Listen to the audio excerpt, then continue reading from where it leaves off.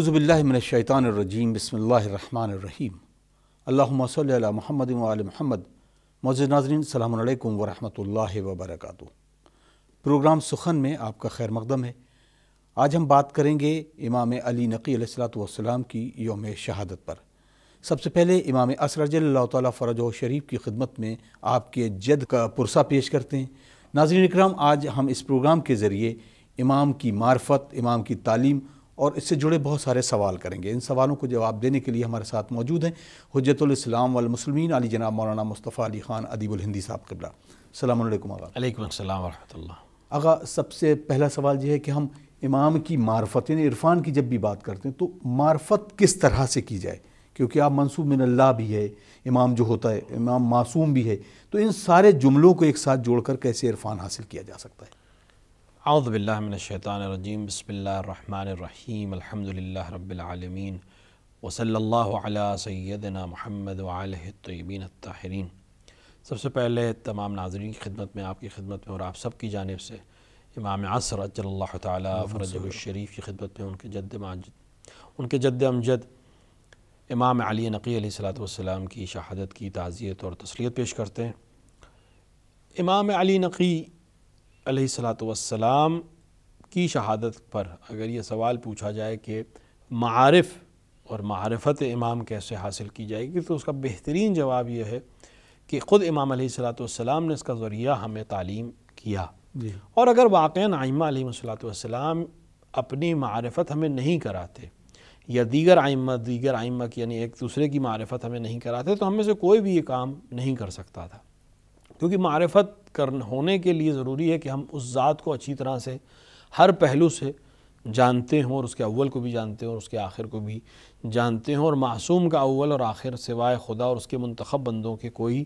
نہیں جانتا۔ لہٰذا ائمہ علیہ السلام ہی ہمیں اپنے معارف سے آگاہ کر سکتے ہیں، اور شاید اسی وجہ سے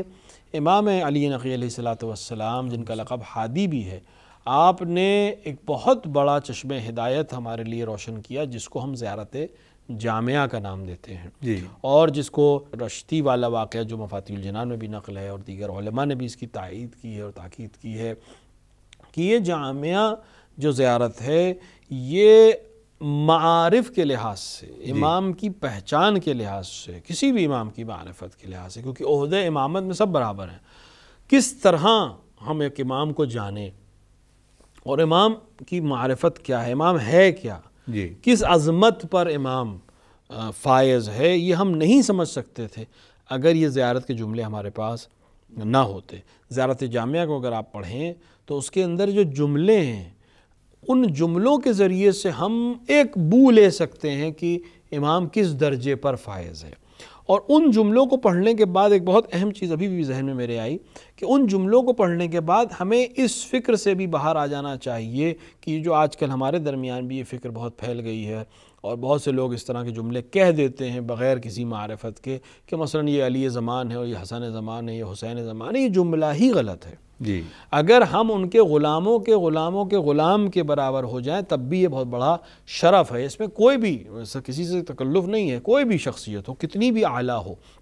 کتنے بھی علمی مدارج کے اوپر وہ پہنچ چکی ہو، اور کتنی بھی صاحب کمال شخصیت وہ ہو گئی ہو، لیکن وہ علی زمان نہیں ہو سکتا، وہ حسین زمان نہیں ہو سکتا، وہ قمبر زمان بھی نہیں ہو سکتا۔ اس کو قمبر کہنا یا اس کو میسم کہنا یا اس کو حر کہنا، یہ اپنے آپ کو بڑا بنانے سے زیادہ اس کی ذات کی توہین کرنا ہے جس کی طرف اپنے آپ کو منسوب کر رہے ہیں، کیونکہ کہاں وہ اور کہاں ہم۔ اور ہمارے بزرگ علماء وقت کے مراجع نے اس جملے کو کہا ہے کہ اگر ہم قمبر کی خاک پا بھی بن جائیں تو ہمارے لیے شرف ہوگا، چہ برسے کہ کوئی کسی کو قمبر زمان یا علی زمان کہنے لگے۔ کیوں؟ کیونکہ امام کیا ہے یہ زیارت جامعہ ہمیں بتا رہی ہے، اور دیگر زیارتیں بھی بتا رہی ہیں، لیکن زیارت جامعہ بہت جامع، اور امام علی نقی علیہ السلام سے چونکہ روایت ہے اس زیارت کی، اور تمام علماء نے اس زیارت کو مستند ترین زیارتوں میں شمار کیا ہے۔ اور امام نے شاید یہ زیارت جب امام نے بیان کی ہے تو یہ زیارت 8ویں امام بھی بیان کر سکتے تھے، زیارت 9ویں امام بھی بیان کر سکتے تھے، چھٹے امام نے ہزاروں حدیثیں ہم تک پہنچائی ہیں، زیارت عاشورہ چھٹے امام نے ہم تک پہنچائی ہے، 5ویں امام نے ہم تک پہنچائی ہے، تو یہ زیارت بھی حتماً وہ پہنچا سکتے تھے۔ لیکن یہ خزانہ 9ویں امام کے بعد 10ویں امام ہی نے کیوں کھولا؟ اس کی وجہ ظاہراً یہ ہے کہ 10ویں امام نے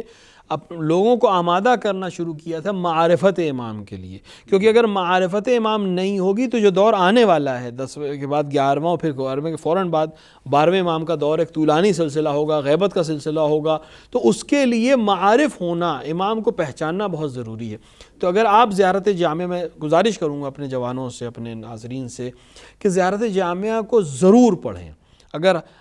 ہفتے میں ایک بار نہیں پڑھ سکتے تو مہینے میں ایک بار پڑھیں، اور اب تو ترجمہ آسان چیز ہو گئی ہے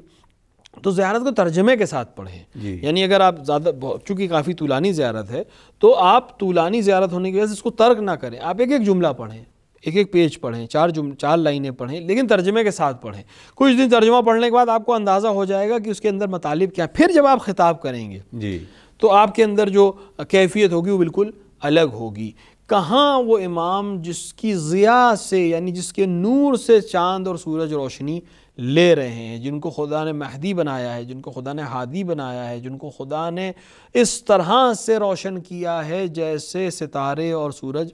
اہل زمین کے لیے روشن رہتے ہیں۔ ان سے مثال صرف اس لیے دی جاتی ہے کہ ہم سمجھ نہیں سکتے، وَإِلَّا ان کے وجود کے صدقے میں چاند اور سورج خلق کیے گئے، ورنہ ان سے تشبیہ دینا بالکل ہی بے معنی ہے، لیکن صرف سمجھنے کے لیے یہ جملے کہے جاتے ہیں۔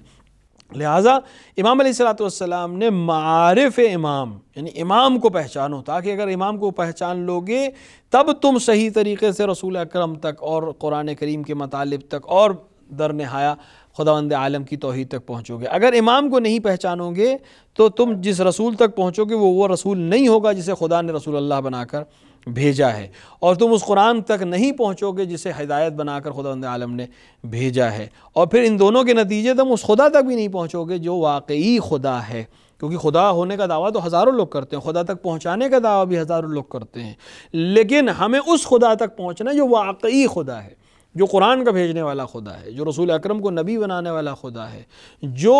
امیر المؤمنین علیہ السلام اور اس سلسلے امامت کو منتخب کرنے والا خدا ہے، جو واقعی خدا ہے، جو صمد ہے،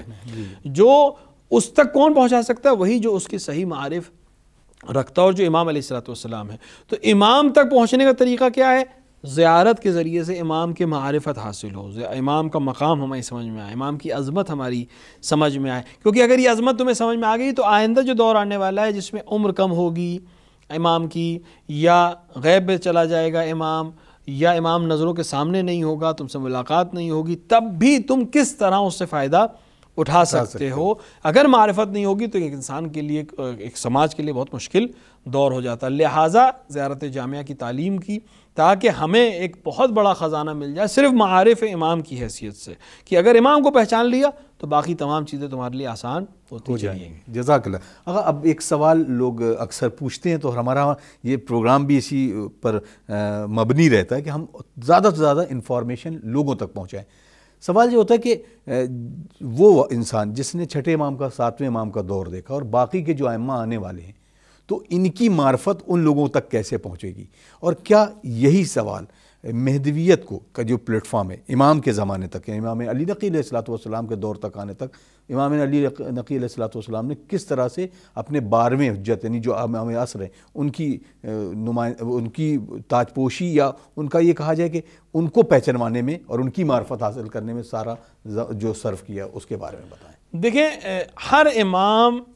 چونکہ ہدایت کے لیے ہے، اور اپنی قوم کو اور اپنے لوگوں کو جو ان کے ساتھ زمانے میں زندگی گزار رہے ہیں ان کو اس کمال تک پہنچانے کے لیے معمور ہوا ہے کہ جس کے لیے انسانیت خلق کی گئی ہے، کہ انسان کمال تک پہنچنا چاہتا ہے۔ کمال تک پہنچانے کے لیے ایک ہادی کی ضرورت ہے جو خود کا صاحب کمال ہو۔ تو امام کمال تک پہنچانے کے ساتھ ساتھ یہ انتظام بھی کر رہا ہے کہ جو لوگ میرے بعد آئیں گے ان کا کیا ہوگا۔ لہٰذا امام اپنے بعد کے امام کا تعارف کرائے گا، جیسے رسول اکرم نے کیا۔ رسول اکرم نے امیر المومنین کا صرف امیر المومنین کا تعارف نہیں کرایا، امام حسن کا بھی تعارف کرایا، امام حسین کا بھی تعارف کرایا، بلکہ 12ویں امام تک ایک پورا سلسلہ جو جناب جابر بن عبداللہ انصاری سے روایت ہے، رسول اللہ نے پورے 12 اماموں کا نام لقب کے ساتھ بیان کیا خود رسول اللہ نے، جبکہ ابھی بہت فاصلہ ہے رسول اللہ اور 10ویں اور 11ویں اور 12ویں امام کے درمیان، لیکن رسول اللہ نے اپنی ذمہ داری سمجھتے ہوئے ایک ہادی کی حیثیت سے یہ کام انجام دیا۔ پھر ہر امام نے یہی کام کیا، یعنی امام علی نے امام حسن کا تعارف کرایا، امام حسن نے امام حسین کا تعارف کرایا، امام حسین نے امام زین العابدین کا تعارف کرایا، تاکہ جو لوگ میرے زمانے میں میرے ساتھ ہیں ان کی تو ہدایت میں کر رہا ہوں، جو میرے بعد بچیں گے ان کی ہدایت کی ذمہ داری کون ہے، وہ میں بتا دوں کہ تمہارا ہادی کون ہوگا۔ لہٰذا پھر پانچویں اور چھٹے امام کے زمانے میں ہمیں تھوڑا سی وسعت دکھتی ہے، کیونکہ امام علیہ السلام کو موقع ملا شاگردوں کی تربیت کرنے کا، حدیث کو بیان کرنے کا، تو اس زمانے میں بھی آپ دیکھیں کہ امام نے بہت زیادہ تاکید کی ہے ان احادیث پہ، یعنی فقہ تو تبیین ہوئی، احکام تبیین ہوئے، اصول دین تبیین ہوئے، توحید کے مسائل حل کیے گئے، لیکن ساتھ ہی ساتھ معارف امام، زیارتوں کو بیان کرنا چھٹے امام و پانچویں امام کے زمانے میں شروع ہو گیا، اور اسی کے ساتھ ساتھ شاگردوں کی تربیت، تاکہ وہ الگ الگ علاقوں میں جا کے معارف کو روشن کریں اور پھیلائیں۔ پھر ساتویں امام کے زمانے میں وکلا کا سسٹم شروع کیا گیا، تاکہ جو اب امام اکثر زندگی جیل میں گزار رہے ہیں یا زندان میں ہیں یا لوگ نظر بند ہیں، تو لوگ کیسے وجوہات شرعیہ پہنچائیں، کیسے لوگ مسائل کو حل کریں، تو امام نے مختلف شہروں میں اپنے وکلا منتخب کیے۔ پھر آٹھویں امام کے زمانے میں بھی اور مضبوط ہوا، نویں اور دسویں امام میں بہت زیادہ اس کو، تو دسویں امام کا دور جو ہے وکلا کی تثبیت اور مہدویت کو رائج کرنے کا زمانہ ہے۔ بہت زیادہ امام نے اس سلسلے میں کام کیا، ایک تو وکلا کو آپ نے اور زیادہ منظم کیا، الگ الگ علاقوں تک پہنچایا، شاگردوں کو تربیت دی۔ آپ کے شاگردوں میں شاہ عبدالعظیم حسنی کا نام آتا ہے، جو ایک بزرگ ترین سادات کی نسل سے، امام حسن کی نسل سے، شاہ عبدالعظیم حسنی جو رائے میں دفن ہے اور حسنی سادات میں بزرگ ترین سادات میں سے مانے جاتے ہیں اور سید و سرور ہیں، تین اماموں کو درک کیا، لیکن آپ اصل شاگرد امام علی نقی علیہ السلام کے ہیں، اور آپ ان کی نمائندے کی حیثیت سے شہر رے اور اطراف کے علاقوں میں کام کر رہے تھے۔ اسی طرح دیگر افراد کی تربیت جو بعد میں علی محمد ثمری جو بعد میں امام زمانہ کے نائب بنے، ان کی تربیت امام علیہ السلام نے، یعنی دسویں امام نے ان کی تربیت کی، اور وہ بعد میں 12ویں امام کے نائب خاص میں سے ایک نائب بنے۔ تو اس طرح سے تربیت کرنا شاگردوں کی، اور شاگردوں کے ذریعے سے مہدویت کی تربیت کرنا، اور ساتھ ہی ساتھ وکلا کے سازمان کو سیٹ کرنا، ایک سسٹم کو سیٹ کرنا، تاکہ قوم آمادہ ہو جائے۔ کیونکہ پچھلے ائمہ میں اگر آپ دیکھیں تو عمر زیادہ ہے، لیکن چھٹے امام کے بعد، ساتویں امام کے بعد سے دھیرے دھیرے عباسی خلفاء مضبوط ہو گئے، اور آٹھویں امام کی شہادت کے بعد سے اگر آپ دیکھیں نویں امام اور دسویں امام اور 11ویں امام، یہ تین جو امام ہیں ہمارے گزرے ہیں، ان کی عمر بہت کم ہے، یعنی ان کو امامت بھی بہت کم عمری میں ملی ہے، اور امامت کا دور بھی بہت کم ہے، اور اگر امامت کا دور زیادہ بھی ہے تو بہت کم عمری میں آپ امام بنائے ہیں، اس کی وجہ سے تھوڑا سا دور آپ کا زیادہ ہے، لیکن آپ کی عمر کم ہے امام بنتے وقت، جو خود ایک مسئلہ تھا، تاکہ آئندہ کے مسئلہ حل ہو جائے کہ 9 سال اور 8 سال کا جب امام گزر جائے گا تو 5 سال کا جب امام سامنے آئے گا تو اس کے لیے کوئی اتنا بڑا مسئلہ نہیں رہے گا۔ اور دوسرا یہ کہ کام کا وقت بہت کم تھا، ائمہ جانتے تھے کہ ہمیں زیادہ وقت یہ حکومت نہیں دے گی، لہٰذا زیادہ کام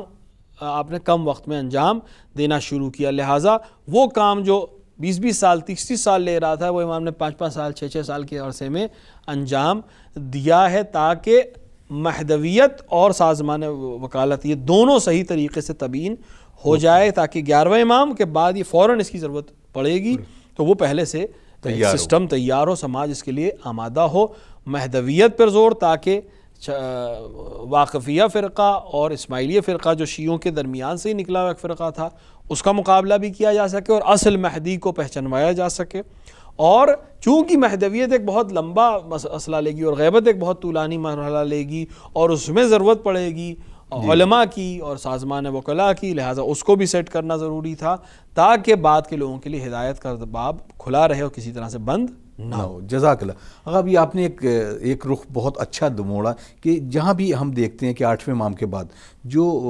بنی امیہ کا جو دور تھا وہ گزر چکا، اس میں جتنے بھی ائمہ تھے ان کی عمر طویل تھی، تو کیا اس کی کیا وجہ تھی؟ خاص طور سے وہ پولیٹیکل سسٹم کیسا آ گیا تھا بنی عباس کا کہ جس کی وجہ سے ائمہ کو کم عمر ملی اور اس کے ساتھ ساتھ امامت بھی کم ٹائم کے لیے آپ نے کی؟ دیکھیں، اگر انسان اس کو غور سے دیکھے تو واقعاً ایک بہت عجیب سی چیز ہے، یعنی امیر المومنین علیہ السلام 63 سال آپ نے عمر پائی، امام حسن علیہ السلام کو بہرحال شہادت جو ہے وہ 47 سال کی عمر میں ہوئی آپ کی شہادت، اور امام حسین علیہ السلام 57 سال کی عمر میں شہید کیے گئے، لیکن اس کے بعد جو امام ہمارے پاس ہیں ان کو عمر طولانی ملی، یعنی 64 سال 65 سال اس طرح کی عمریں ملی. البتہ بہت طولانی نہیں، اگر اس وقت کے دور کے حساب سے دیکھیں تب بھی کوئی بہت زیادہ عمر نہیں، کیونکہ اس وقت لوگ عام طور سے 100 سال سے زیادہ جیتے تھے. لیکن پھر بھی امام علیہ السلام 60 سال اور 65 سال سے زیادہ کسی امام کی عمر نہیں گزری. لیکن اگر آپ 8ویں امام کے بعد دیکھیں تو 9ویں امام کی عمر تقریباً 28 سال ہے، 11ویں امام کی عمر بھی تقریباً 26-27 سال ہے. اس سے زیادہ عمر آپ نے نہیں گزاری اور شہید کر دیے گئے. اس سے دو چیزیں سمجھ میں آتی ہیں. ایک تو یہ کہ امام بنی امیہ اور بنی عباس کی اسٹریٹجی کا فرق ہمیں سمجھ میں آتا ہے، جس کے اوپر بہت کم بات ہو پاتی ہے کہ پولیٹیکل اسٹریٹجی دونوں سسٹمز کی کیا تھی. بنی امیہ تمام سازشوں میں مبتلا تھے اور ہر طرح سے حکومت اپنے ہاتھ میں رکھنا چاہتے تھے، لیکن وہ امام حسین علیہ السلام کی شہادت کے بعد سے اس بات سے کوشش رہتی تھی ان کی کہ وہ امام علیہ السلام کو قتل نہ کریں. اور بالکل آخری مرحلے میں جب ان کو لگتا تھا کہ اب اس کے علاوہ کوئی راستہ ان کے پاس نہیں ہے اور ان کی حکومت بہت زیادہ تھریٹن ہو رہی ہے، تب وہ یہ اقدام کرتے تھے. اور عام طور سے اس کی وجہ سے امام علیہ السلام کو زہر کے ذریعے سے، چونکہ امام حسین کے بعد جتنے بھی ائمہ شہید کیے گئے وہ زہر کے ذریعے سے شہید کیے گئے، تو ان کو زہر دینے میں بہرحال ایک اچھا خاصا عرصہ گزرنے کے بعد ہی اس آتا تھا کہ ان کو لگتا تھا کہ اب اگر ہم نے تحمل کیا اور یا اگر ہم نے اور کوئی روش اختیار کی تو ہماری حکومت کے لیے مسئلہ ہو جائے گا. لہٰذا 4تھے امام اور 5ویں امام اور 6ٹھے امام تک یہ مسئلہ، حتیٰ 7ویں امام اور 8ویں امام تک بھی یہ مسئلہ رہے گا. لیکن 7ویں امام اور 8ویں امام کا جو زمانہ ہے وہ زمانہ بنی عباس کی عروج کا زمانہ ہے. لیکن تھوڑا سا عرصہ اس میں ایسا گزرا ہے جس میں باہمی اختلاف ہے، یا ہارون مسلسل دوسرے کاموں میں مشغول ہے، لہٰذا 7ویں امام کو صرف زندان میں اس نے کر دیا ہے کہ اپنی طرف سے مطمئن ہو گیا کہ ہم نے قید میں کر دیا، لہٰذا ہمیں کوئی خطرہ نہیں ہے. لیکن جب احساس ہوا کہ نہیں، قید میں رہ کر بھی یہ بہت سے کام ایسے کر رہے ہیں یا ان کی شخصیت ایسی ہے کہ ہماری حکومت کو نقصان ہوگا، لہٰذا قتل کرنے کے اوپر مجبور ہوا اور اس نے قتل کیا. اور 8ویں امام کے سلسلے میں بھی چونکہ مامون حکومت میں آنے کے بعد اپنے بھائی سے ہی لڑ رہا تھا، بنی عباسی میں بہت زیادہ خلفشار تھا، لہٰذا تھوڑا سا وقت امام علیہ السلام کو مل گیا. لیکن اس کے بعد بنی عباس بھی تقریباً آپسی خلفشار کے شکار تھے، اور ساتھ ہی ساتھ بنی عباس کی اسٹریٹجی سیدھے کلنگ کی اسٹریٹجی اس کو آپ کہہ سکتے ہیں کہ ہمیں جس سے بھی خطرہ محسوس ہوگا ہم اسے قتل کر دیں گے، ہم اسے بالکل مجال نہیں دیں گے، کیونکہ یہ خود بنی امیہ کو اسی طرح سے ہٹا کے آئے تھے، لہٰذا انہیں بہت زیادہ خطرہ محسوس ہوتا تھا. اور بنی عباس کی ایک اور مسئلہ یہ تھا کہ بنی عباس امام حسین کے خون بہا کے نام پر حکومت میں آئے تھے. تو بنی امیہ تو امام حسین یا دیگر ائمہ علیہ السلام کے مخالف شروع سے تھے، پہلے ہی دن سے مخالف تھے، وہ آئی وجود میں تھے اہل بیت کے خلاف. یہ اپنے آپ کو اہل بیت کا حامی بتا کر لوگوں کے درمیان مطرح ہوئے تھے اور یا لا سارۃ الحسین کے نعرے کے ساتھ حکومت میں آئے تھے. لہٰذا حکومت میں یا لا سارۃ الحسین کے نعرے کی وجہ سے آپ کو سپورٹ ملا تھا، لہٰذا ان کو سب سے زیادہ خطرہ کس سے تھا؟ اہل بیت علیہ السلام سے تھا. تو جیسے ہی کوئی شخصیت اہل بیت کی ان کے سامنے ایسی آتی کہ جب انہیں لگتا کہ یہ اگر شخصیت لوگوں کے سمجھ میں آ گئی تو لوگ اسی کی پیروی کریں گے، میری پیروی نہیں کریں، کیونکہ یہ لوگ کون ہیں؟ یہ لوگ یا لا سارۃ الحسین کا نعرہ لگانے والے لوگ ہیں، اسی لیے ہم حکومت میں آئے ہیں. لہٰذا ان کو بہت زیادہ خطرہ محسوس ہوتا تھا ائمہ علیہ السلام سے. اور ہم دیکھتے ہیں کہ عمر امام کی 9ویں اور 10ویں اور 11ویں امام کی بہت